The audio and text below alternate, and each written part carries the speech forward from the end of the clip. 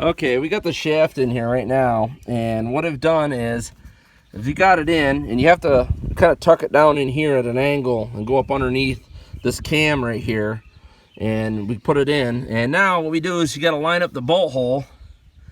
You know, this bracket slides back and forth.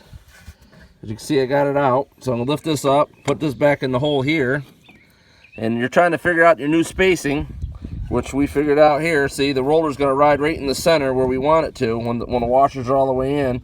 Probably put one more to center this up a little bit more. See, there's enough room for one more washer. And what you want to do is to get it tight, well, not super tight, but so it doesn't have a lot of side play, is you got to line up your bolt hole down there in the bottom. And that's in that bracket down there. See, you line your bolt hole up. See, it's off now. And slide it back a little bit. And there we are, lined up. But see, we got gap here. So we have to put spacers in there to tighten up the gap between the two of them. But we're going to put one more in here. And then, like I said, then we'll fasten our linkage arms back up to the Tukker finger shaft and hook our spring. If you have any questions, 607-846-1080. Thank you.